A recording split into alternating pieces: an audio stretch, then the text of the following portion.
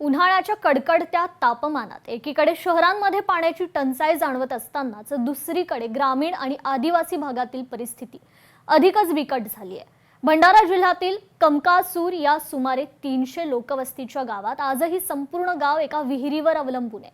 पुनर्वसन होऊनही या गावात मूलभूत सोयी सुविधांचा अभाव असल्याने ग्रामस्थांना प्रचंड हाल अपेष्टा सहन कराव्या लागतात। पाहूयात।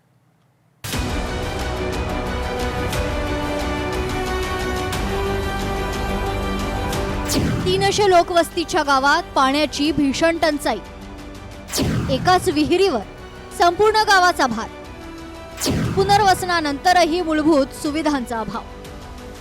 तुमसर तालुक्यातील कमकासूर या आदिवासी भागात पाण्याची परिस्थिती अत्यंत गंभीर बनली आहे। गावात केवळ एकच विहीर असून त्यावरच सर्व गावकऱ्यांची तहान भागते। विशेषतः उन्हाळ्यात विहिरीतील पाण्याची पातळी घटल्याने परिस्थिती आणखीनच चिंताजनक बनते। आमच्या गावामध्ये एकच विहीर आहे आणि 300 लोक आहेत आणि सगळेजण इथलाच पाणी पित। हँडपंप आहे पण तिथला पाणी पित नाही, म्हणजे कधी गंदा कधी बंदच राहते आणि इथलंच पाणी वापरते सगळेच जण। पाण्यासाठी दररोज सकाळपासूनच महिला आणि पुरुषांची लांब रांग लागते। अनेक वेळा पाण्यासाठी तासनतास प्रतीक्षा करावी लागते, त्यामुळे दैनंदिन कामांवरही परिणाम होतोय।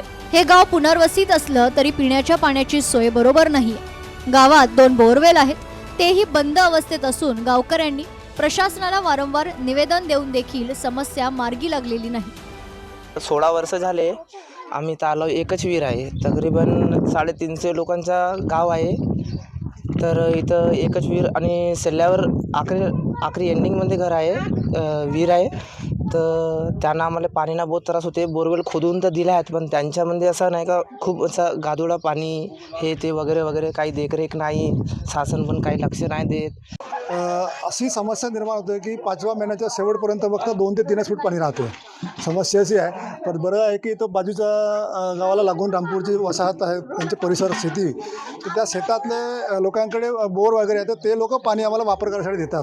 म्हणजे मागच्या वेळेस आम्ही जे आंदोलन केला त्यामध्ये 2 तारखेपर्यंत नाही झालं असतं आम्ही पुन्हा आंदोलन करणार अशी चेतावणी दिली आहे। आता माहीत पडेल तर काय होते। तर कमकासूर गावातील ही परिस्थिती प्रशासनाच्या निष्काळजीपणाची साक्ष देणारी आहे।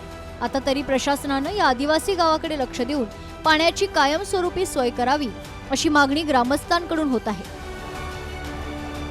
शशिकांत भोयर, लोकशाही मराठी, भंडारा। लोकशाही मराठी, ऐका, पहा, जागरूक रहा।